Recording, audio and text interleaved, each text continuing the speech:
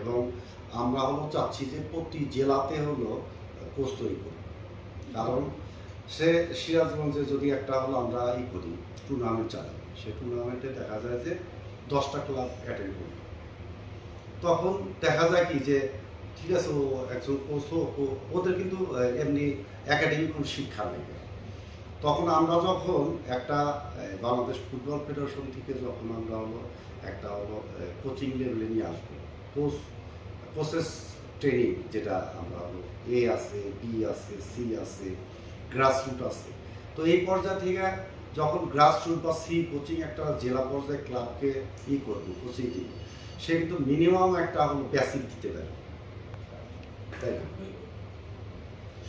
Minimum একটা basic দেবে। সেই জায়গা থেকে আমরা সারা বাংলাদেশে প্রত্যেকটা উপজেলা থেকে শুরু করে আমাদের সম্মানিত প্রেসিডেন্ট তারিক সাহেব, উনি আমাদেরকে আমি যখন তাকে প্রস্তাব দিলাম যে এই প্রোগ্রামগুলো নিচ্ছি, তো উনি কিন্তু সেটাকে অ্যাপ্রিসিয়েট করছে, ওনার সাথে পরামর্শ করে এই প্রোগ্রামগুলো, এবং ওনারও পরিকল্পনা আছে। এবং আমরা চিন্তা করছি যে সারা বাংলাদেশে স্কুলগুলো আছে, স্কুলগুলোতে কিন্তু আপনার আছে, যেটাকে না আপনার ফিজিক্যাল টিচার আছে। সেই ফিজিক্যাল টিচার কিন্তু খুব একটা খেলাধুলার সাথে আমরা ওই জায়গাতেও হাত দিব। যদি আমরা সিরাজগঞ্জে 100টা স্কুল কলেজ থাকে, এর ভিতরে আমি 30টা যদি ফিজিক্যাল টিচারকে কোচিং আওতায় আনতে পারি, সেটাও কিন্তু ওই বাচ্চাদের 3, 4, 5, 6 এর বাচ্চাদের কিন্তু একটা বেসিক দিতে পারে। অর্থাৎ তৃণমূলে হাত দিচ্ছি। আরেকটা আমাদের, আপনি তো বাবুপুরের টেকনিক্যাল কমিটির চেয়ার, সেই ক্ষেত্রে দেখা যাচ্ছে বিদেশ থেকে যে প্লেয়ার আমাদের দেশে খেলতেছে, যেমন হামজা, আমাদের নতুন ক্রেজ তৈরি হয়েছে, প্রচুর দর্শক খেলা দেখলো এবার, এখন আমরা আপনার মাধ্যমেই আমরা আপনাদের জানাইতে আসছি যে আসলে বাংলাদেশের মানুষ কি চায়।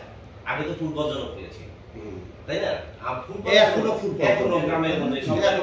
আরো যদি কিছু নতুন ইনক্লুশন থাকে, আপনি যদি জানেন যে সামনে নেক্সট জুনে একটা উইন্ডো আছে, এখানে নতুন কোন প্লেয়ার আসবে কিনা, যেমন আমাদের যে ফাহমিদুল বিতর্ক, সে আমাদের ইয়েতে নেক্সটে জয়েন করার সম্ভাবনা আছে। এমএলএস এর একজন প্লেয়ার আছে, তারপরে আমেরিকা সুলিভান, যেটা ফাহমিদুল স্যার কি এটা জয়েন করার সম্ভাবনা আছে, সুলিভান আছে। তারপরে লন্ডনের একটা প্লেয়ার আছে, ওটাও আমার কাছে দিচ্ছে, ওটা বায়োডাটা দিচ্ছে। আর এমনি বয়স ভিত্তিক থেকে শুরু করে প্রায় 30টা বিদেশি, বিদেশি প্রবাসী ফুটবলার যুক্ত হবে। লন্ডনের এটা কি হামজার কোন না, অনেকই বিভিন্ন জায়গা, আমরা তো এগুলো খোঁজ ছিল না, বিভিন্ন জন কিন্তু এই জিনিসগুলা এখন হামজা আসার কারণে ওটা সুমিচ্ছনের ব্যাপারে কি কোনো হচ্ছে?